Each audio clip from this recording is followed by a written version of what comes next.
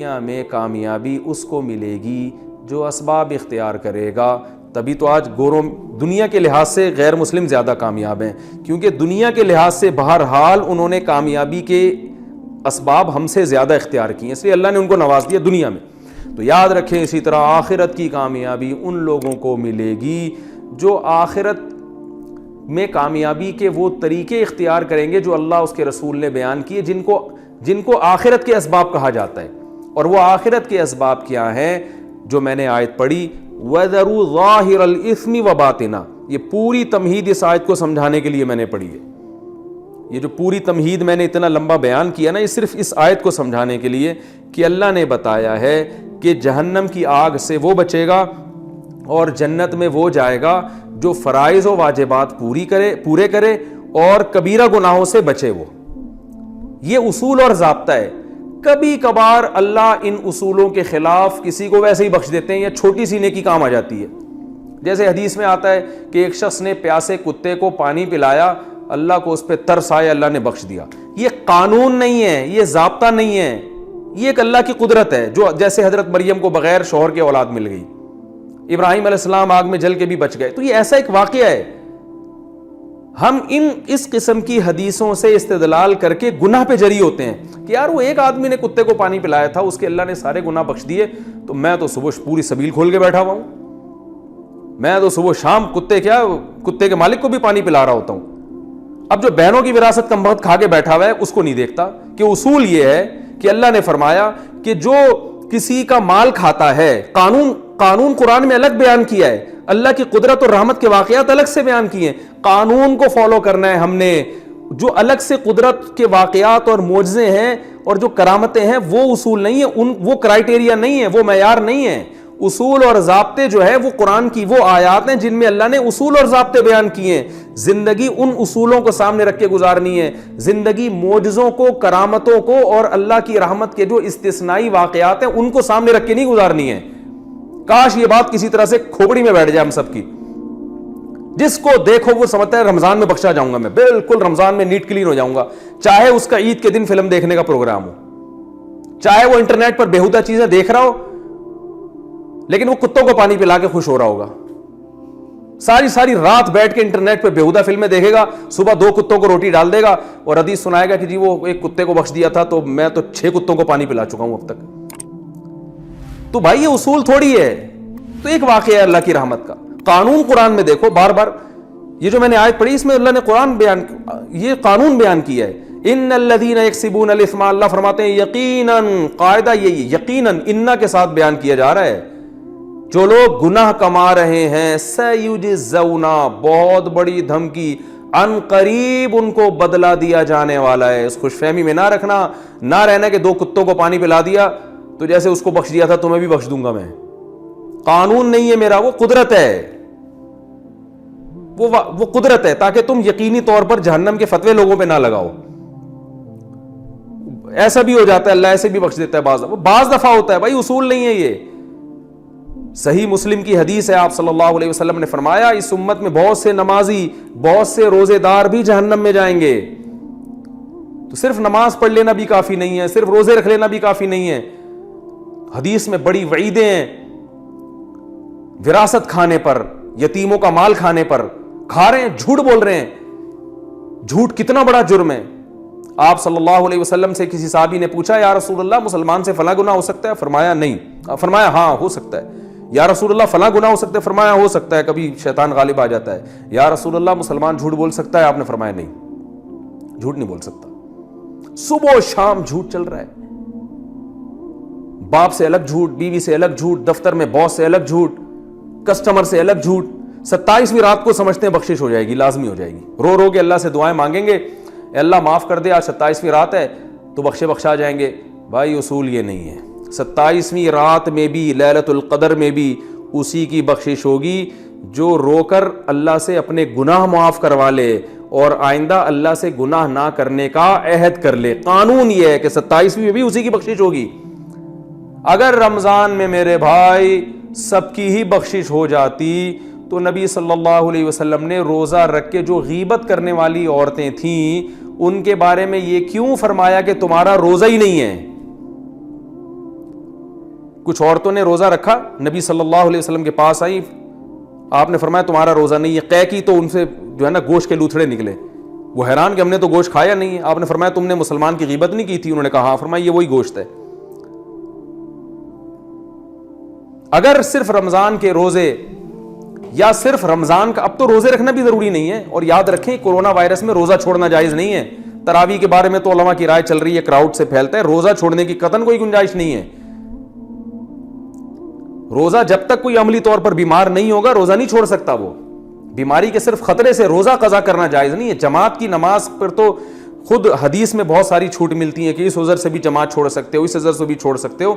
لیکن روزہ چھوڑنے کی جو دلیل ہے وہ تو قرآن نے واضح لفظوں میں بیان کر دی کہ بیماری ہوگی یا سفر ہوگا, اس کے علاوہ نہیں چھوڑ سکتے. تو جو کورونا وائرس سے بیمار ہو گیا عملی طور پر وہ تو چھوڑ سکتا ہے, جس کو صرف خطرہ ہے وہ نہیں چھوڑ سکتا روزہ. ہاں جماعت کی نماز میں جو ہے مسجد میں کراؤڈ یا تراویح میں مجمع اکٹھا کرنا, وہ اس میں جو ہے نا وہ دلائل میں پہلے ریکارڈ کرا چکا ہوں, میں اس ٹاپک پہ دوبارہ نہیں جاؤں گا, وہ ایک الگ ٹاپک ہے, اس میں تو ہمیں شریعت میں گنجائشیں ملتی ہیں. تو ہم یہ سمجھتے ہیں کہ دنیا کے معاملے میں ہم اسباب کو اختیار کیے بغیر نتیجہ حاصل نہیں کر سکتے, لیکن آخرت میں جو اللہ نے آخرت میں نجات کی جو اسباب رکھیں وہ بغیر اختیار کیے ہم جنت میں چلے جائیں گے. تو بھائی ایسا نہیں ہے. اس معاملے میں جو دنیا کا اصول ہے وہی آخرت کا اصول, بلکہ اور زیادہ سختی آخرت کے معاملے میں. قرآن میں اللہ تعالیٰ کا ارشاد ہے کہ من کانا یریدو, وہ کیا ہے, من کانا یریدو, سورہ بنی اسرائیل کی آیتیں اس وقت میرے ذہن میں نہیں آ رہی, وہ لفظ وہ الفاظ پورے نہیں آ رہے.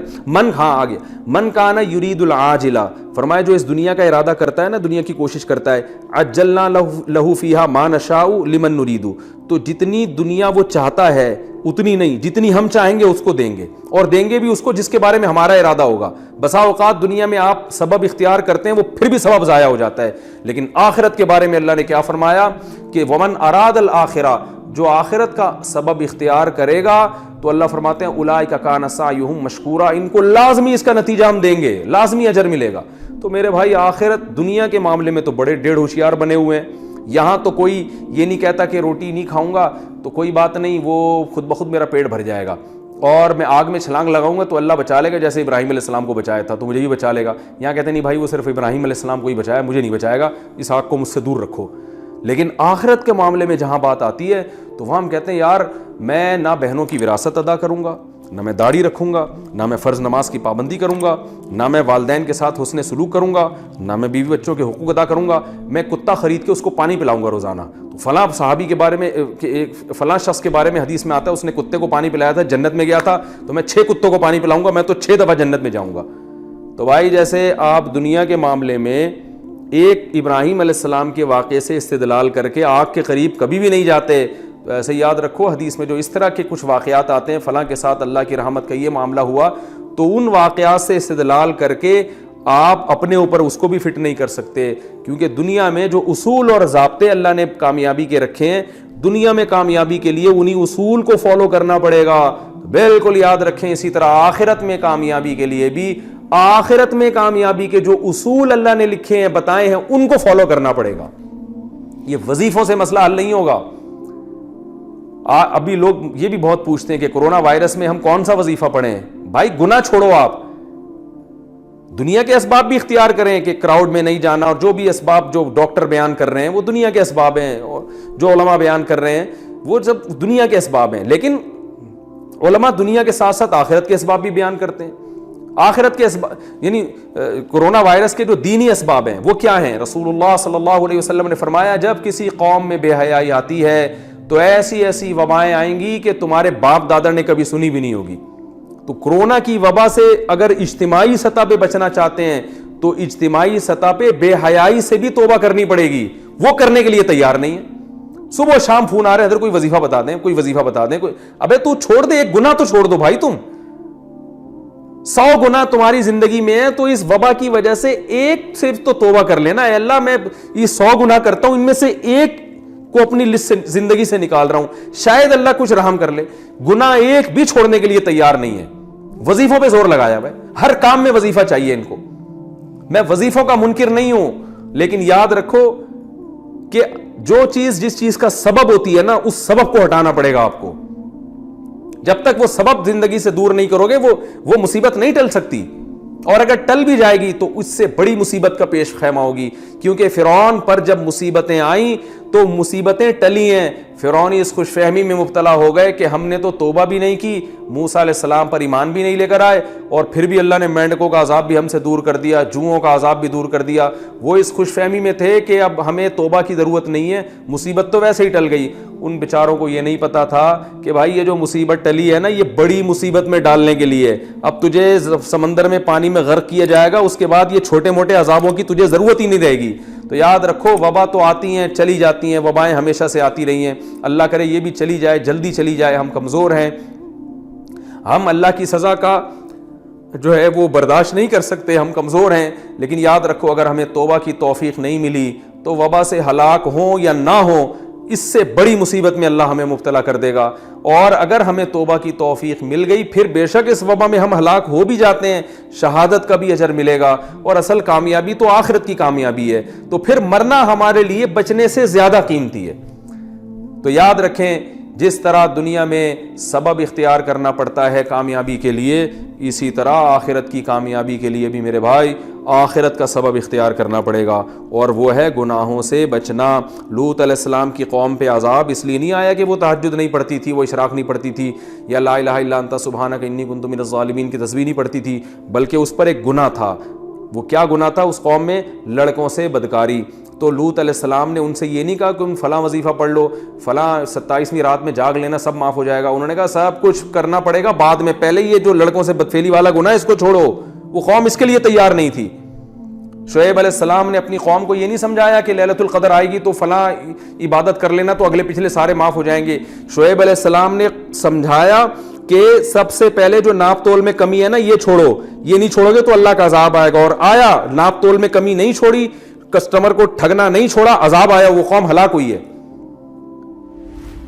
کسی قوم میں شرک تھا, کسی قوم میں ناپ تول میں کمی تھی, کسی قوم میں لڑکوں سے بدفعلی تھی. آج جتنی پچھلی قوموں میں گناہ تھے, آج ہم میں سارے گناہ موجود ہیں. لڑکوں سے بدفعلی بھی ہے, زنا بھی ہے, ماں باپ کو بنی اسرائیل میں جرم کیا تھا, ماں باپ کے ساتھ بدسلوکی, اس کو قرآن نے بیان کیا ہے. تو یہ سارے جرائم آج ہو رہے ہیں, لیکن ہمارا یہ پروگرام ہے کہ فلاں رات میں یہ کر لیں گے تو سارے اگلے پچھلے معاف. ہر چیز میں اگلے پچھلے سارے گناہ معاف ہو رہے ہیں. آپ کہہ سکتے ہیں نبی صلی اللہ علیہ وسلم نے تو خود فرمایا جو لیلۃ القدر کی عبادت کرتا ہے اس کے اگلے پچھلے سارے گناہ معاف ہوتے ہیں. اور بھائی یہ صحابہ سے فرمایا ہے جو گناہوں سے توبہ کر چکے تھے. جب انسان گناہوں سے توبہ کرتا ہے, پھر بھی لاشعوری میں ایسی غلطیاں ہو رہی ہوتی ہیں جو اس کو پتہ نہیں ہوتی, اللہ کی نظر میں وہ بڑی ہوتی ہیں, ہم اس کو چھوٹا سمجھ رہے ہوتے ہیں. تو اللہ کے نبی نے خوشخبریاں دے دی, بھائی اگر ایسی کوئی غلطی ہوگی لیلۃ القدر میں عبادت سے, وہ بھی معاف ہو جائے گی. تو یہ صحابہ اس کے مخاطب ہیں جو گناہوں سے بچا کرتے تھے, اور گناہ ہو جاتا تو رو رو کے اللہ کو منایا کرتے تھے.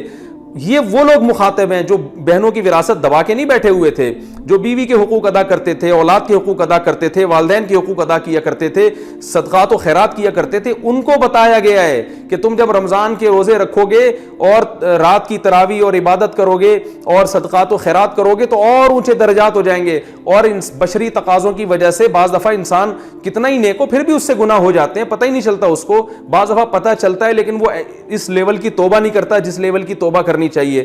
تو کوئی بات نہیں, 27ویں رات میں سب معاف ہو جائے گا. تو یہ ان لوگوں کے لیے, ہم جیسے بدماشوں کے لیے تھوڑی ہے. یہ کتنے لوگ ہیں کمبخت وراثت نہیں دے رہے, عمرہ کرنے جا رہے ہیں بہن کے پیسوں سے, اور وہاں جا کے گناہ معاف کروا رہے ہیں. شب برات پر میسج آنا شروع ہو جاتے ہیں میرے پاس کہ میں نے کچھ کیا سنا ہو, کچھ غلطی کی ہو تو معاف کر دیں. تو میں پہلے تو اپنے دوستوں سے مزاح کیا کرتا تھا, میں ان سے کہتا تھا ٹھیک ہے 500 روپے دے دو معاف کر دوں گا. تو میں صاحب کیوں 500 کیوں دے دیں, میں نے کہا فری پکڑ کی معافی کا کیا تھا تو ایک وہ ہے گروپ میں بھیج دو, میں سے سب معاف کر دیں, یہ کیا معافی ہے. تو میں ویسے ہی ان سے مزاح کرتا تھا. تو آج ایسے ہی معافی مانگی جا رہی ہے, بہن کی وراثت دے نہیں رہے, بہن سے بول رہے ہوتے ہیں حج پہ جانے سے پہلے کوئی کچھ میں نے کیا کہا سنا ہو تو بہن معاف کر دینا. وہ بہن بھی بیچاری کیا کرے گی, معافی کرے گی وہ. ارے بھائی تو اس کے پیسے دے پھر معافی مانگ کے, اب تک جو میں نے اتنی تاخیر کی, یہ پیسے پکڑو, یہ وراثت پکڑو, یہ طارق روڈ کی 4 دکانیں پکڑو, اور سسٹر میں نے جو 10 سال سے آپ کو وراثت نہیں دی, دبا کے بیٹھا ہوں, میں معافی چاہتا ہوں اور آئندہ ایسی غلطی نہیں کروں گا, یہ اپنی پراپرٹی پکڑے, پھر ہے یہ معافی, پھر مزہ آئے گا. ابا اماں کو ستاتے رہتے ہیں, بد کلامی کرتے ہیں, قرآن نے کیا حکم دیا؟ وَاخْفِضْ لَهُمَا جَنَاحَ الذُّلِّ مِنَ الرَّحْمَةِ, فرمائے رحمت سے اپنے ذلت کے بازوؤں کو جھکانے ان کے سامنے. چیخنا, چلانا, بدتمیزی کرنا, گھروں میں چیخو پکار ہو رہی ہے باپ کے سامنے, ماں کے سامنے. عورت شوہر کی ناشکری ہے, شوہر سے اگر زیادتی ہوتی ہے اس کے احسانات تو دیکھو. اینٹ کا جواب پتھر سے دے رہی ہیں آج کل عورتیں اپنے شوہر کے سامنے. میں مانتا ہوں بڑے ظالم بھی ہوتے ہیں, لیکن سارے ظالم تو نہیں ہوتے نا. میجورٹی تو ہمارے ہاں صحیح آدمیوں کی ہے, کچھ ہوتے ہیں خراب ہوتے ہیں, میجورٹی کی بات ہو رہی ہے. اب اگر اس نے کبھی سخت لفظ بات کر لی, کبھی کچھ غصے میں الٹے سیدھے الفاظ بول دیے, وہ بھائی گھر اس نے لے کے دیا ہوا ہے, گیس بجلی کا بل وہ دے رہا ہے, بچوں کی فیسیں وہ اٹھا رہا ہے, خانسامہ بنا ہوا ہے, سارا دن محنت کر رہا ہے, تمہیں تحفظ ملا. تم جو ان بچوں کو پال رہی ہو, خدا کی قسم مرد کا سایہ ہے, اگر یہ مرد کا سایہ نہ ہوتا ان بچوں کو اتنی عزت کے ساتھ نہیں پال سکتی تھی. اتنے احسانات کے باوجود, اتنے احسانات کے ساتھ اگر کبھی اس سے زیادتی ہو جاتی ہے تو برداشت کر لو. نہیں برداشت ہو رہا, ہر بات کا جواب, ہر بات شکایتیں, میرا میاں ایسا, میرا میاں ایسا, میرا میاں, سارے محلے میں بدنام کر کے رکھا ہوا ہے. اور اسی طرح معاملہ عورت کے ساتھ ہے. کتنے لوگ ہیں بیسک حقوق ادا نہیں کر رہے, بیویاں کما کے ان کمبختوں کو کھلا رہی ہیں, اور وہ جناب عمرے پہ جا رہے ہیں, اپنی آمدن ساری لگا رہے ہیں کہ جو ہے نا وہ صدقات و خیرات کر رہے ہیں, اور پتہ نہیں کیا کیا کر رہے ہیں. جو پہلے اللہ نے جن کا بنیادی بیسک حق بیان کیا ہے بیوی بچوں کا, اپنے ماں باپ کا, وہ ادا نہیں کر رہے. ایسی شکایتیں آتی ہیں کہ جی انہوں نے اپنے آپ کو دین کی خدمت کے لیے وقف کر دیا, بچوں کا پتہ ہی نہیں کہاں کون بچہ کہاں بیٹھا ہے, وہ فلم دیکھ رہا ہے سینما گھر میں بیٹھ کے, یا وہ جناب باہر چرسیوں ہیروئنچوں کے ساتھ بیٹھ رہا ہے. مائیں بیچاری بچوں کی فکر کر رہی ہیں اور وہ تربیت کی فکر کر رہی ہیں, کہہ رہی ہیں ہمارے میاں 24 گھنٹے تبلیغ میں ہوتے ہیں, 24 گھنٹے ساری دنیا کو ہر وقت بیٹھے کے پکڑ کے نہ کچھ نصیحت کر رہے ہوتے ہیں. گھر میں بچوں کو ٹائم دینے کے لیے تیار ہی نہیں ہے, 1 منٹ کے لیے نہیں گھر میں بچوں کے پاس آگے بیٹھتے. تو سب سے پہلا حق تو اپنے بیوی بچوں کا ہے. قوا انفسکم واہلیکم نارا, اللہ نے فرمایا سب سے پہلے اپنے آپ کو, پھر اپنے گھر والوں کو جہنم کی آگ سے بچاؤ. ان کو بھی, اور آگ سے بچانے کا مطلب یہ نہیں کہ ہر وقت لٹھ لے کے ان پہ بیٹھے رہے, ان کو کچھ محبت بھی تو دیں, ان کو یہ احساس ہو. بچوں کو باپ کے بارے میں احساس ہونا چاہیے کہ جیسے ہی گھر میں آتے ہیں ابا کا نصیحت کا پروگرام نہیں شروع کر دیتے, بلکہ ابا کو ہم سے ویسے بھی محبت ہے, بیٹھتے ہیں گپ شپ لگاتے ہیں, خوش ہوتے ہیں, پھر نصیحت کرتے ہیں. تو گھر میں ٹائم نہیں ہے بالکل. ہر چیز میں اعتدال ضروری ہے. نہ عبادت میں اتنا غلوف کہ بیوی بچوں کے لیے ٹائم نہیں نکل رہا, اور نہ اتنا زیادہ بیوی بچوں میں مشغول ہو گئے گھر میں کہ وہ اللہ کو بالکل ہی, تبلیغ کو بالکل ہی بھول گئے. بیلنس نہیں ہے. جو جس چیز میں لگا ہوا ہے بس سمجھتا ہے اسی میں نجات ہوگی. ایسا نہیں ہے میرے بھائی, نجات ہوگی. قانون یہ ہے کہ اللہ کے حقوق بھی ادا کرنے ہیں, اللہ کی مخلوق کے حقوق بھی ادا کرنے ہیں, سب میں کو بیلنس لے کے چلنا ہے. ان میں سے کسی کا حق بھی مارا تو اللہ فرماتے ہیں سیجزون, ان قریب قیامت میں اس کا بدلہ دیا جائے گا. اللہ کا حق ضائع کیا, نماز چھوڑ کے, اس پہ سزا ملے گی. حج فرض ہوا نہیں ادا کیا, اس پہ سزا ملے گی. نبی صلی اللہ علیہ وسلم نے فرمایا جس پہ حج فرض ہوا اور اس نے ادا نہیں کیا, ایک روایت میں آتا ہے کہ وہ یہودی ہو کے مرے, عیسائی ہو کے مرے, اس کی مجھے کوئی پرواہ نہیں, ایک روایت میں آتا ہے. اور اللہ نے کیسی زبردست دھمکی دی کہ جو استطاعت کے باوجود اللہ کے گھر کی زیارت نہیں کرتا, فإن اللہ غنی عن العالمین, اللہ کو ان کی کوئی پرواہ نہیں ہے, اللہ غنی ہے. کتنی بڑی دھمکی ہے یہ. نماز چھوڑ دینا اللہ کا حق ہے. بعض لوگ کیا کر رہے ہیں, حقوق العباد میں بہت آگے ہیں, وہ ایک ٹائم کی نماز نہیں پڑھتے. جب ان سے کہا جائے آپ کیسی حرکت کر رہے ہیں, کہہ رہے ہیں بھائی میں دیکھو یہ ٹرسٹ بھی میں نے بنایا, یہ عیدی سینٹر میں اتنے پیسے دیتا ہوں, فلاں مدرسہ میرا ہے. او بھائی, جس اللہ نے صدقات و خیرات کا حکم دیا اس نے سب سے زیادہ حکم نماز کا دیا ہے. سب سے پہلے سوال نماز کے بارے میں ہوگا, یہ ٹرسٹوں کے بارے میں اور بیوہ کی خدمت کے بارے میں بعد میں سوال ہوگا. تو کوئی ادھر کو لڑکا ہوا ہے تو ادھر نہیں ہے, ادھر کو لڑکا ہوا ہے تو ادھر سے بھولا ہوا ہے. وجہ کیا ہے کہ ہمارا یہ کانسیپٹ ہی کلیئر نہیں ہے. ہم نے سمجھ رکھا ہے سب نے کہ جنت دپل میں ملے گی. ایک دن میں نے کسی کے سے کہا کہ یار تم یہ برائی کر رہے ہو, یہ تو بہت بڑا جرم ہے, اس کو چھوڑ دو. تو اس نے کہا ابے اللہ کو بخشنا ہوگا تو اللہ ویسے ہی بخش دے گا, نہیں بخشنا ہوگا تو ویسے ہی اٹھا کے جہنم میں پھینک دے گا. میں نے کہا یہ تو بڑی, آپ نے دنیا میں کوئی ایسا دنیا میں قانون نہیں ہوتا کہ حکومت کہیں اعلان کرے ابے جو مرضی کرتے رہو, ہم نے سزا دینی ہوگی دیں گے, نہیں دینی ہوگی تو 6 قتل بھی کر لو معاف کر دیں گے ہم. یہ تو دنیا میں ایسا نہیں ہوتا, تو اللہ ایسا قانون کیوں بیان کرے گا؟ تو انہوں نے کہا وہ حدیث میں آتا ہے نا. میں نے کہا وہ اگر حدیث میں آتا ہے تو یہ جو میں بیان کر رہا ہوں یہ اس سے وہ اگر ایک حدیث میں آتا ہے جو میں بیان کر رہا ہوں وہ 99 حدیثوں میں آتی ہے وہ بات, تو 99 کو چھوڑ رہے ہو, ایک کو لے رہے ہو. تو یہ آج کل ہمارے ہاں مارکیٹ میں یہ چیز چل رہی ہے. جس سے ہمیں بچنے کی ضرورت ہے۔ تو اللہ نے جو اصول بیان کر دیا وَذَرُوا ظَاهِرَ الْإِثْمِ وَبَاطِنَهُ، سارے گناہوں کو چھوڑنا پڑے گا۔ تو ابھی رمضان آنے والا ہے، اس سے پہلے اپنی ایک لسٹ تیار کریں، یار والدین کے معاملے میں میرا سلوک، بیوی بچوں کے معاملے میں میرے حرکتیں، اور تنہائی میں کیا کرتا ہوں، بری فلمیں تو نہیں دیکھتا، اور بد نظری تو نہیں کرتا، نماز میں سستی تو نہیں کرتا، اور جو ہے جتنے بھی گناہ ہیں، کہیں میں نے مالی لین دین میں گڑبڑ تو نہیں ہے، کسی کے پیسے میرے ذمے ہوں جو نہ دیے ہوں، یا اگر میں مر جاتا ہوں تو کسی کو کیا پتہ میں نے کس کے پیسے لیے، میں کوئی وصیت نامہ میں نے لکھا ہوا ہے۔ یہ ساری چیزوں کی لسٹ تیار کریں اور پھر آہستہ آہستہ گناہوں سے بچنے کی کوشش کریں۔ ٹھیک ہے ایک دم نہیں چھوڑے جاتے ہیں، تو پھر یہاں خوشخبریاں ہیں کہ جو چھوڑنا چاہے گا اس کو اللہ نے خوشخبریاں سنائی ہیں کہ جو میری طرف ایک بالش آئے گا میں اس کی طرف ایک ہاتھ آؤں گا، جو چل کے آئے گا میں اس کی طرف دوڑ کر آؤں گا، لیکن آنا پڑے گا۔ آنے کی ڈیفینیشن کیا ہے؟ وظیفے پڑھنا آنے کی ڈیفینیشن نہیں ہے۔ اللہ کی طرف آنے کی ڈیفینیشن یہ کہ آپ گناہ چھوڑنا شروع کر دیں، اس کا مطلب اللہ کی طرف چلنا شروع ہو گئے۔ پھر اللہ نے کہا تھوڑا سا تم ادھر سے چلو میں ادھر سے دوڑوں گا، تو تم تھوڑا کرو گے میں تمہیں زیادہ عطا کروں گا، یہ اللہ کی رحمت ہے۔ لیکن ہم تھوڑا کرنے کے لیے بھی تیار نہیں ہیں، ہمارا کانسیپٹ ہی کلیئر نہیں ہے۔ اللہ سے دعا ہے کہ اس رمضان کے آنے سے پہلے اللہ ہر قسم کے صغیرہ اور کبیرہ گناہ سے ہمیں بچنے کی توفیق عطا فرمائے، اور اللہ تعالی ہمارے عقیدوں کی، ہمارے نظریات کی بھی حفاظت فرمائے۔ سبحانک اللہم و بحمدک، نشہد ان لا الہ الا انت، نستغفرک و نتوب الیک۔